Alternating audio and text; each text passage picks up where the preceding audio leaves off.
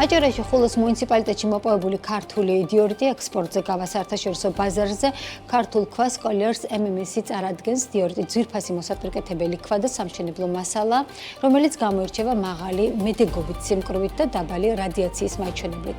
ხულოს მუნიციპალიტეტში მდებარე საბადოდან დიორიტის წარმოებას კომპანია უჩხვა ხორციელებს. საბადოს საკარიერო და გადამამუშავებელ ინფრასტრუქტურის მოწყობაში უკვე 10 მილიონი ლარის ინვესტიციაა ჩადებული.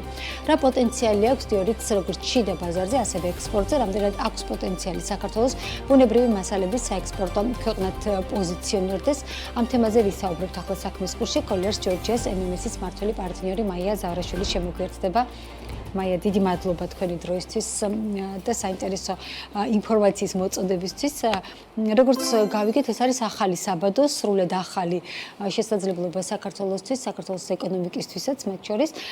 რატომ არ ხდებოდა აქამდე მოპოვება და საერთოდ რას წარმოადგენს ეს დიორიტი, ეს მითხრათ ჩვენს მაყურებელს? გამარჯობა, მადლობა მოწვევისთვის, მივესალმები მაყურებელს. დიახ, ჩვენ საექსპორტო პორტფელს დაემატა სრულად ახალი მასალა, ეს არის დიორიტი, ბუნებრივი მოსაპირკეთებელი ქვა, ძვირფასი და იშვიათი სახეობის, რომელიც აქამდე საქართველოში არ დამუშავებულა. ეს არის სრულად ახალი საბადო, დაახლოებით 10 მილიონიანი ინვესტიციით, ქართული ჯგუფი ავითარებს ამ საბადოს. და ჩვენ მოლოდინი გვაქვს, რომ აი ამ ქვის კარგი თვისებებიდან გამომდინარე, სტაბილური მდგრადი მოპოვების შედეგად ჩვენ მივაღწევთ იმას, რომ დიორიტი, როგორც ადგილობრივ ბაზარზე, ისე საერთაშორისო ბაზარზე საკუთარ ადგილს დაიმკვიდრებს ძალიან წარმატებით. დიახ, რა საფასო სეგმენტში არის ეს ქვა წარმოდგენილი, როგორც მაგალითად ადგილობრივ ბაზარზე, ასევე საერთაშორისო ბაზარზე და მოთხოვნა საერთოდ როგორი რამდენი ცნობადი ქვა არის? ცნობადი ქვა ესეთ გავრცელებული არ არის, ეს არის იშვიათი სახეობის ქვა, მოსაპირკეთებელი, თუმცა საკმაოდ მაღალი თვისებებით, კარგი თვისებებით გამოირჩევა, როგორიც არის სიმკვრივე, რადიაციის დაბალი ხარისხი, ეს არის ვიზუალური მხარე, რომელიც ძალიან ესთეტიური და კარგი არის. ჩვენ მოლოდინი გვაქვს, რომ ბაზარზე მოთხოვნას განაპირობებს ის თუ როგორ პოზიციონირებს, როგორ ასე ვთქვათ, აწვდი ამა თუ იმ სამომხმარებლო ბაზარს შენს პროდუქციას. ჩვენ მოლოდინი გვაქვს, რომ ჩვენი მუშაობის შედეგად მოხდება მაღალი კომერციული ოდენობების გატანა საქართველოდან. გვაქვს წინასწარი მოლაპარაკებები როგორც ჩვენს აზიელ პარტნიორებთან, ისე ევროპულ კომპანიებთან.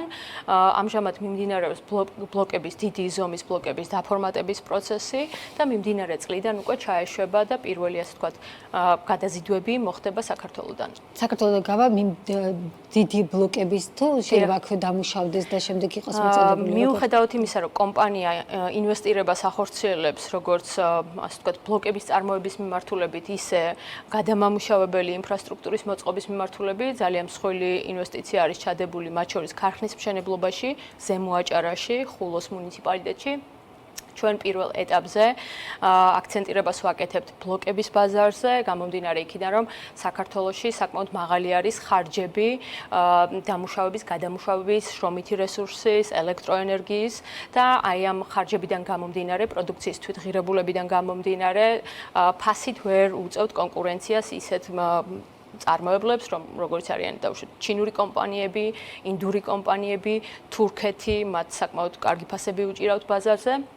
აქედან გამომდინარე, ჩვენ მიგვაჩნია, რომ ბლოკები იქნება ის პირველი ასე ვთქვათ, შესვლა ბაზარზე, რომლითაც ჩვენ დიდი მოცულობებით გავალთ. რა თქმა უნდა, იქნება გარკვეული შეკვეთები, რომელიც რაღაც კონკრეტულ ზომებზე და დიდი ზომის ფილებზე იქნება წამოსული, მაგრამ ძირითადი მოთხოვნა მაინც იქნება ბლოკების და ჩვენს აქცენტს და ბიზნეს გათვლებს ზუსტად ბლოკების ექსპორტით ვაკეთებთ. ადგილობრივ ბაზარს რაც შეეხება, აქ როგორ იქნებით პოზიციონირებულები, აქ დამუშავებულ, ვთქვათ, ფილებს მიაწვდით ბაზარს თუ აქ როგორ უნდა მოხდეს? ან როგორ უნდა გააჩინოთ მოთხოვნას, ამას პოპულარიზაცია დაჭირდება სავარაუდოდ, ხო? კი, ანუ თვითონ დიორიტს აქვს საკმაოდ მრავალფეროვანი გამოყენების სფერო, როგორიც არის ეს სამშენებლო ინდუსტრია, მოსაპირკეთებელი ქვების ინდუსტრია, ბეტონის წარმოება მათ შორის, ქვაფენილები და ასე შემდეგ. ჩვენ ადგილობრივ ბაზარზე არ შევდივართ, ჩვენი კომპანია ძირითადად არის საერთაშორისო ბაზრებზე და ექსპორტით დაკავებული, თუმცა ჩვენ რა თქმა უნდა რეკომენდაციებს უწევთ მომპოვებელ კომპანიას, შეფასე უჩხოს რომელსაც თავადაც ძალიან საინტერესო და კარგი ხედვები გააჩნია, როგორ უნდა, ასე ვთქვათ, მოერგონ ადგილობრივ ბაზარს და ჩვენ იმედი გვაქვს, რომ დიდ მშენებლობებში დიორიტი იქნება ის ქვა, რომელიც იქნება გამოყენებული როგორც მოპირკეთების კუთხით, ასევე პირველადი სამშენებლო მასალების წარმოების კუთხით. დიახ. მაია, თქვენი უკვე გქონდათ ზოდი ჯგუფთან ერთად თანამშრომლობით, დაიწყეთ საქართველოსთან ქვების ექსპორტი, მოსაპირკეთებელი კირქვის ექსპორტი, როგორც სწორად მახსოვს. როგორი არის ამ შემთხვევაში შედეგები, რა შედეგზე გავედით, ამდენ კმაყოფილები ხართ, რომელი ბაზრები ავითვისეთ, როგორ ვითარდება ეს მიმართულება? ჩვენ საკმაოდ რთული გზა გავიარეთ იმისთვის, რომ ამ ეტაპამდე მოსულიყავით, როდესაც უკვე ჩვენ დაგვიდგა საჭიროება, რომ ჩვენივე პორტფელი გაგვეფართოებინა, იმიტომ რომ ძირითადი შრომა ჩაიდო აი ამ ბაზრების სპეციფიკაციების შესწავლა, მათი მოთხოვნის შესწავლა, პირველადი კონტაქტების დამყარება, იმიტომ რომ საქართველოს ისტორიული გამოცდილება, ბუნებრივი ქვების კარიერების დამუშავების არ გააჩნია, საუბარია ორივე შემთხვევაში, როგორც ლაიმსტოუნზე, ისე დიორიტზე, სრულიად ახალ საბადოებზე. ჩვენ კი ბატონო კომუნისტების პერიოდში რაღაც ტიპის ქვები მუშავდებოდა და რაღაც საკავშირო მასშტაბით გახქონდა, თუმცა ან გლობალურ დონეზე საქართველოს როგორც ქვის მწარმოებელ ქვეყანას და საკარიერო ქვეყანას არ იცნობენ. ამიტომ ჩვენ ესეთ გაუკვალავში დავიწყეთ სრიალი და საკმაოდ რთული იყო ჩვენი თავის გაცნობა, იმიტომ რომ ჩვენ არა მხოლოდ ჩვენს პროდუქციას ვაცნობდით მომხმარებლებს სხვადასხვა ქვეყნიდან, არამედ გვიწევდა თვითონ საქართველოს გაცნობა მათთვის, საქართველოსი როგორც საინტერესო, სტაბილური, განვითარებადი ბიზნეს გარემოს მქონე ქვეყნის და საკმაოდ ესეთი სანდო ურთიერთობები დავამყარეთ ჩვენს პარტნიორ კომპანიებთან, როგორიც არიან ჩინური კომპანიები, ინდური კომპანიები, ევროკავშირის ქვეყნებიდან ქონდა ჩვენ საკმაოდ დიდი რაოდენობის შეკვეთები და მათთან ვაგრძელებთ თანამშრომლობას და მინდა გითხრათ, რომ აი ლაიმსტოუნის შემთხვევაში უკვე გადახურული არის შეკვეთა, წინსწრებად დაკონტრაქტებული არის შესაბამისი მოცულობები და ვიცით, რომ სტაბილურად აქ მოპოვებული ქვები, იმ მოთხოვნას დააკმაყოფილებს, რაც გვაქვს. თუმცა ეს არ არის საკმარისი, ჩვენ კომპანიას უფრო ამბიციური გეგმები გვაქვს იმისი სურვილი და мотиваცია, რომ ქართველ მწარმოებლებს, საერთაშორისო მწარმოებლებს, რომლებიც საქართველოში აკეთებენ ინვესტირებას, დავეხმაროთ იმაში, რომ მათ ქართული ქვები გაიტანონ ქვეყნის ფარგლებს გარეთ, იმიტომ რომ საქართველოს ბაზრის შესაძლებლობები საკმაოდ ისეთი დაბალი არის. ჩვენ არ გვაქვს იმისი მოლოდინი, რომ აქ დიდი კაპიტალის დაბანდება ამ მიმართულებით, მხოლოდ საქართველოს ბაზრის ყურებით იქნება მომგებიანი, თავისთავად ცხადია, საქართველოს ბაზარიც უნდა ვკვებოთ, მაგრამ თავარი იქნება ის, რომ რამდენად არის აი საბადოების მოცულობები, როგორი არის, იმიტომ რომ როდესაც იწყება მიწოდება, სტაბილურ მიწოდებას აქვს ხოლმე ძალიან დიდი მნიშვნელობა. რამდენად გაქვთ შესაძლებლობა, რომ იგივე ამ საბადოებში დიორიტზე, მეორე საბადოზე, რომელიც კირქვის საბადოზე, სტაბილურად მიაწოდოთ თქვენს მომხმარებლებს. აქ მხოლოდ საბადოს შესაძლებლობებზე არ არის საუბარი, აქ საუბარი არის იმაზე, რომ თვითონ მომპოვებელ კომპანიას კონდეს იმის ტექნიკური შესაძლებლობა, რომ შესაბამის სიმძლავრეებზე იმუშაოს და რა თქმა უნდა ეს არის დროის ამბავი. დასაწყისში, როდესაც აკეთებ ამ ტიპის ინფრასტრუქტურის განვითარებას, საკმაოდ რთული არის, რომ ასიო დიდი მოცულობები, მაგრამ ამას ყოველთვის თავის ბუნებრივი დრო აქვს, თავისთავად ცხადია, თუმცა იმ შემთხვევაში თუ სწორად ვითარდები, აკეთებ ეტაპობრივ ზრდას, ეს ყველაფერი შესაძლებელია. ყოველ შემთხვევაში ეს საბადოები, რომელზეც ახლა ჩვენ მუშაობთ, ამის პოტენციალს ქმნის, თვითონ რესურსული კუთხით არის ამის შესაძლებლობა, საუბარი არის იმაზე, რომ თვითონ მომპოვებელმა კომპანიებმა ტექნიკური სიმძლავრეები ეტაპობრივად ზარდონ და იმ მოთხოვნებს შეხვდნენ, რომელიც არსებობს სხვა საერთაშორისო იმპორტიორი კომპანიებისგან. თქვენ თქვით, რომ ამბიციური გეგმები გაქვთ და დარწმუნებული ვარ, რომ ალბათ სხვა მიმართულებებითაც, სხვა ტიპის ქვებიც გინდათ, რომ თქვენს პორტფელში მოხდეს. მთლიანობაში აი საქართველოში რა შესაძლებლობები არსებობს, რამდენად არის დღეს დაინტერესება იგივე უცხოელი ინვესტორების მხრიდან, იგივე ადგილობრივი მეწარმეების მხრიდან, რომ ამ მიმართულებით საკმაოდ დიდი კაპიტალდაბანდება მიმართონ, იმიტომ რომ არ არის ეს მარტივად დასაწყების საქმე. როგორ ხედავთ ამ ინტერესს და შესაძლებლობას? გეგმები არ უკავშირდება მხოლოდ საქართველოს, არამედ ჩვენი ინტერესის სფერო არის რეგიონი და ამ მიმართულებით მსგავსი ტიპის ნედლეულის იდენტიფიცირება. მუშაობთ მათ შორის აზერბაიჯანში, ერთ-ერთ უმსხვილეს მომპოვებელ კომპანიასთან, წინასწარ არ მინდა რომ გავამჟღავნო დეტალები, თუმცა დიდი ალბათობით ეს, ასე ვთქვათ, სახეობაც დაგვემატება და გარკვეულწილად რაღაც რეგიონული ჰაბის ფუნქცია შეასრულებს ჩვენი კომპანია აი ამ სეგმენტში და ამ მიმართულებით. საქართველოში კი ბატონო გვაქვს საინტერესო ტენდენციები, ამჟამადაც მიმდინარეობს მუშაობა სამეგრელოში ერთ-ერთ საბადოზე, რომელიც სოლიდური საბადო არის რესურსული კუთხითაც, საკმაოდ დიდი ინვესტიციები ჩაიდო უკვე ამ საბადოს მოსამზადებელ სამუშაოებში, უკვე არის ლიცენზირებული, სანებართო ყველა სტადია გავლილი არის, ანუ მიმდინარე ინფრასტრუქტურა მოწესრიგებულია. ხო და ხა არის გარკვეული გარდამავალი ეტაპი, როდესაც თვითონ მესაკუთრე უნდა ჩამოყალიბდეს, როგორ ხედავს თვითონ ამ საბადოს განვითარებას. ჩვენ თანამშრომლობთ ამ კომპანიასთან, გვაქვს ძალიან აქტიური კომუნიკაცია. ვნახოთ დარჩება თუ არა თვითონ ეს კომპანია საქართველოში განაგრძობს თუ არა ამ მიმართულებით საქმიანობას, თუ მოხდება მათი გასვლა და დაუშვათ მესაკუთრის ჩანაცვლება. რა ტიპის საბადოზე ვსაუბრობთ? ესეც არის ანდეზიტ ბაზალტის და გრანიტის ძალიან ლამაზი ქვა, კარგი თვისებებით, მომხიბვლელი როგორც ქართველი სამოხმარებლო სეგმენტისთვის, ისე საერთაშორისო ბაზრებისთვისაც ძალიან საინტერესოა, იმიტომ რომ ესეც არის ხარისხობრივად ძალიან კარგი და ლამაზი ქვა. თქვენ ახსენეთ, რომ ახლა უნდა ჩამოყალიბდეს ინვესტორი, როგორ გააგრძელებს საქმიანობას საქართველოსთან დაკავშირებით. იყო თუ არა გარკვეული, ან არის თუ არა გარკვეული ტიპის შეფერხებები, წუხილები, შეშფოთებები იმ ტენდენციებზე, რომელიცაც ვუყურებთ ჩვენ ბოლო წლებია საქართველოში.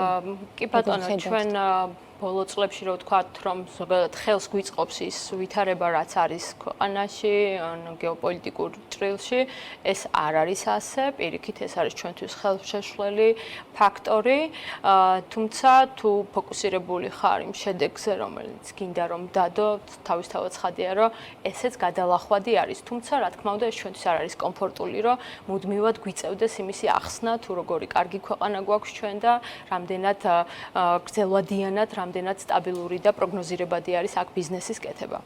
დიახ. ყოველთვის არის ხოლმე რაღაცნაირად ბიუროკრატიაზე წუხილები ინვესტორების მხრიდან. თქვენს სექტორში როგორ არის, აი რამდენად თქვათ მარტივად ხდება გარკვეული ტიპის რაღაც გადაწყვეტილებების მიღება, გადალახვა. აი დღეს მთავარ გამოწვევად, აი თქვენ რას გამოყოფთ? რაშიც მთავარ კუთხით დახმარება გქონდა? საჯარო ბიუროკრატიის ნაწილში გააჩნია პროექტს, გააჩნია მის სირთულეს, გააჩნია იმ ასე ვთქვათ მოცემულობას, რაც ცალკეულ პროექტს ახლავს, ხო? ჩვენ მუდმივად ვსაუბრობთ ამაზე და გვაქვს ამისთვის სურვილი, რომ გამარტივდეს რიგი პროცესები, იმისთვის, რომ მეწარმისთვის ბევრად უფრო მოქნილი გახდეს საქმიანობა და დამიჯერეთ მეწარმეს თავისი ბევრი პრობლემა აქვს ამ სექტორში, იმიტომ რომ ერთ-ერთი ყველაზე მაღალრისკიანი საქმიანობა, რაც შეიძლება რომ საერთოდ არსებობდეს ბიზნესში და აი ამ რისკების ფონზე კიდევ დამატებით ბიუროკრატიული წინაღობების დახვედრება ბიზნესისთვის არ არის მთლად სასიამოვნო. ჩვენ გვაქვს იდენტიფიცირებული რიგი პრობლემები, გვაქვს აქტიური კომუნიკაცია, მათ შორის სახელმწიფო უწყებებთან, ეს კომუნიკაციის ხაზი არის ღია სხვადასხვა დონეზე, ეს კარგია, თავისთავად ცხადია და მე მოლოდინი მაქვს, რომ ჩვენი წუხილები იქნება გაზიარებული და შემოხდრი ნაბიჯებიც იქნება. იყო მათ შორის დადებითი ნაბიჯები სახელმწიფოს მხრიდან, რაც უნდა აღვნიშნოთ, ამ მიმართულებით რიგი პროცედურების გამარტივების მიზნით და ანუ რა თქმა უნდა, გსურს რომ დაბალი იყოს ის წინააღმდეგობები, რომელსაც ბიზნესი აწყდება. თავი წინააღმდეგობები რა გაქვთ? ეს არის დრო და გადაწყვეტილებების მიღების სისწრაფე, გადაწყვეტილებები, რომელსაც სჭირდება ტიპიურ შემთხვევაში დაუშვათ 2-3 კვირა ბიზნეს უწევს ლოდინი გქონია შემთხვევა არა მხოლოდ 3-4 თვე, არამედ წლობით გახანგრძლივებულა და ეს არა მხოლოდ არასასიამოვნო, არამედ რიგ შემთხვევებში არის დამღუპველი ბიზნესისთვის. ბოლოს მინდა ვისაუბროთ ასევე ონლაინ რეალიზაციაზეც თქვენ იყავით ჩართული და ხართ როგორც ვიცი როგორ ვითარდება ონლაინ შესყიდვები სამშენებლო მასალების, იმიტომ რომ წლების განმავლობაში ხალხს უნდოდა რომ თავად ენახა, თავად აერჩა ხელი, შეხებოდა რაღაცას, რასაც ყიდულობდა. დღეს როგორი ტენდენციები გაქვთ და აი რამდენად თქვათ ვითარდება ეს მიმართულება სამშენებლო? ხო, ძალიან საინტერესო არის ის ტენდენციები, რომელიც გვაქვს ჩვენ სამშენებლო მასალების ელექტრონული კომერციის მიმართულებით. ჩვენ 1 წელიწადია ბაზარზე გავუშვით ბომოჯი პლატფორმა, რომელიც არის სამშენებლო და სარემონტო მასალების, ნიშური პროდუქტების. საინტერესო ტემპია ზრდის ყოველთვიურად, ყოველკვირეულად ზრდა არის წინა წლის ანალოგიურ პერიოდებთან შედარებით. არის მოთხოვნა გაზრდილი თვითონ ბიზნეს სექტორისგან და ეხლა სტრუქტურა რო ავიღოთ ჩვენი გაყიდვების, მე შემიძლია ვთქვა, რომ 80% უკვე B2B-ს უჭირავს, რაც ჩვენთვის ძალიან სასიხარულო არის და ზოგადად ანუ სანდოობა იზრდება, მომხმარებელი უკვე გვენდობა ჩვენ, რისთვისაც მადლობა მათ. ის დისკომფორტი, რაც დაუშვათ ფიზიკურ ნახვას უკავშირდება, ჩვენ სწრაფად გადავლახეთ და რიგი ტიპის პროდუქცია დასაწყობებული გვაქვს, ჩვენ სწრაფად განვავითარეთ პატარა ტიპის სასაწყობე ინფრასტრუქტურა, რომელიც შოურუმის ფუნქციას ასრულებს, ანუ როდესაც მომხმარებელს სურს რომ მოვიდეს თავად შეხედოს ვიზუალურად არჩევს, ამის საშუალებასაც ვაძლევთ და მზარდი არის ტემპი, ვერ ვიტყვი რომ ეს ბიზნესი არ არის პერსპექტიული, არ ვითარდება, თავად ცხადია რომ ამას სჭირდება ძალიან დიდი დრო იმისთვის რომ მასშტაბირდეს, მაგრამ ის მასშტაბი რომელიც უკვე ამ პლატფორმამ დადო 1 წლის განმავლობაში, ჩვენთვის არის ძალიან მისასალმებელი და კარგი. მე ვერ ვიტყვი რომ არ ამით კმაყოფილი, უფრო დიდი ამბიციები გვაქვს, მაგრამ ყველაფერს სჭირდება დრო. თავარი არის რომ ანუ ტრენდს ხედავდე განვითარების და ეს დინამიკა, ეს ტენდენცია გამოკვეთილია ცალსახად. და ბოლოს მინდა ისე დაუბრუნდე ამ დიორით, როდის გეგმავთ რომ პირველი საექსპორტო პარტიები გაიტანოთ არამოცულობის გატანის მე ვფიქრობ, რომ აგვისტოს თვეში მოხდება პირველი, ასე ვთქვათ, მომხმარებლების ჩამოსვლა, ისედაც დაგეგმილი ვიზიტი არის, იმიტომ რომ როდესაც ხდება კირქვის, ლაიმსტოუნის ჩატვირთვა, მანამდე ჩამოდის კონკრეტული ჯგუფი, რომელიც ამოწმებს, საკმაოდ რთულ პროცესს გადის თითოეული შიპმენტი და ამის შემდეგ ისინი ნახავენ პირველი შეფასება უკვე გაკეთებული არის, მაგრამ უკვე დამზადებულ პროდუქციას ნახავენ და საცდელი პარტია ვარაუდობ, რომ აგვისტოს თვეში ან სექტემბრის პირველ ნახევარში უკვე წავა. ძალიან კარგი წარმატებები ვუსურვოთ. მადლობა. ამახალ წარმოწყებას, იმედია მალე გაფართოვდება და უფრო დიდი პორტფელითაც შემოგვიერთდებით. Colliers Georgia's MMS-ის მმართველი პარტნიორი მაია ზავრაშვილი იყო ჩვენი სტუმარი.